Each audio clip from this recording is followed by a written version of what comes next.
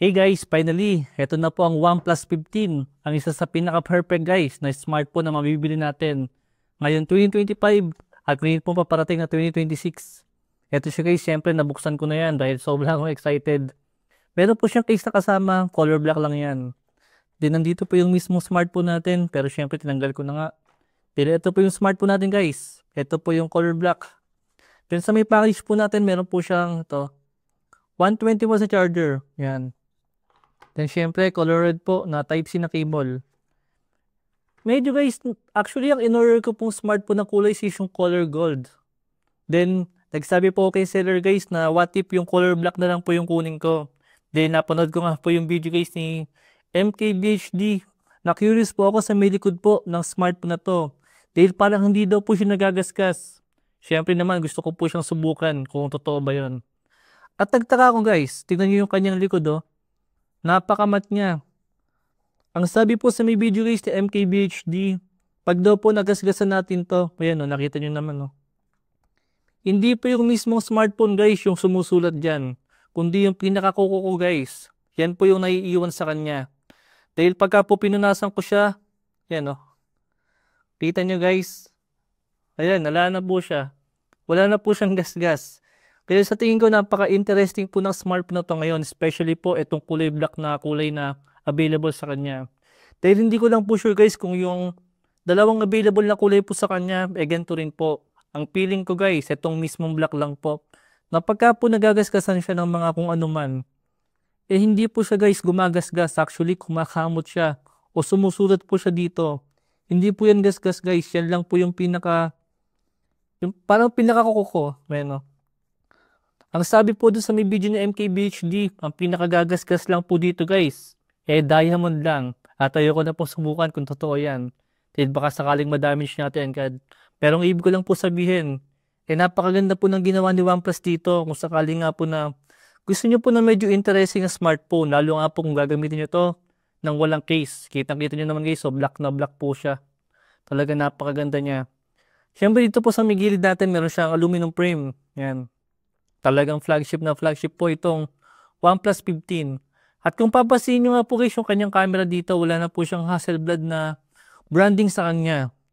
Maybe yan po yung dahilan kung bakit medyo nagmura po yung smartphone na to.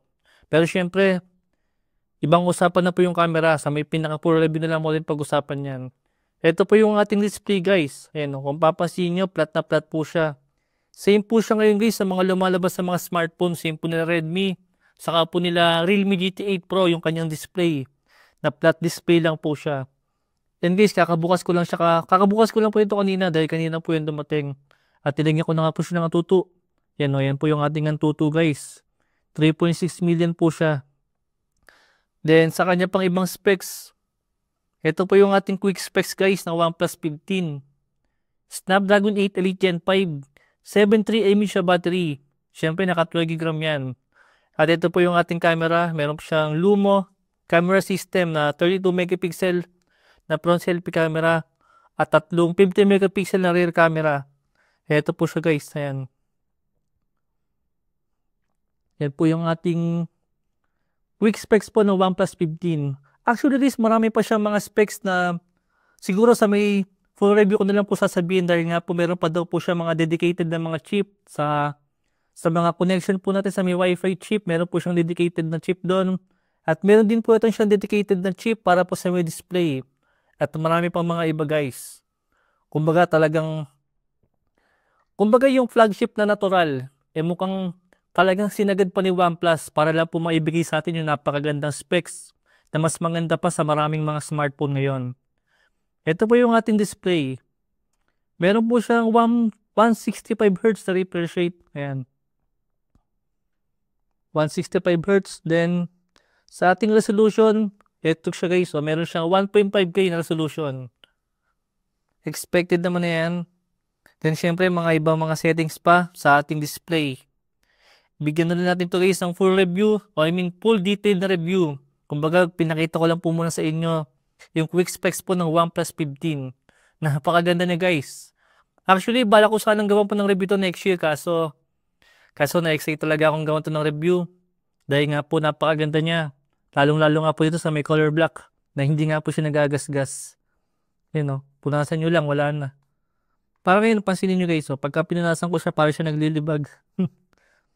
Dahil hindi nga po siya nagagasgas. Ayun, no, wala siyang kahit anong mark na nagagasgas po siya. Kumbaga, punasan nyo lang po siya, wala na po agad yung nakascratch sa kanya. Kumbaga, hindi nga po siya na-scratch guys. Kumbaga, pagka ginano natin siya, ang naiiwan po sa kanya is yung pinaka-kuko. Kumbaga, para po siyang isang sandpaper. Na pagka po ginano natin, kumakaskas po sa may sandpaper. Pero hindi po ibig sabihin is gumasgas siya. Kumbaga, naupod po niya kung ano man po kung ano man po yung tumama dyan. Kumbaga, no, inuupod niya yan. Kaya pagka ginanyan natin, matatanggal lang yan guys. Ayun, no, napakaganda ng color black. Yan. Then syempre, marami pa siyang mga features pa na balak kong subukan dito, mga emulation, saka mga gaming test. Especially yung kanyang temperature. Yan po yung aalamin natin dito sa may OnePlus 15. Kaya stay tuned lang po sa ating full review sa ating main channel. Then yun lang po muna guys, mabilis na natin sa kanya. Ilalagay ko na lang po yung link kung saan din po ako order na to. Thanks for watching.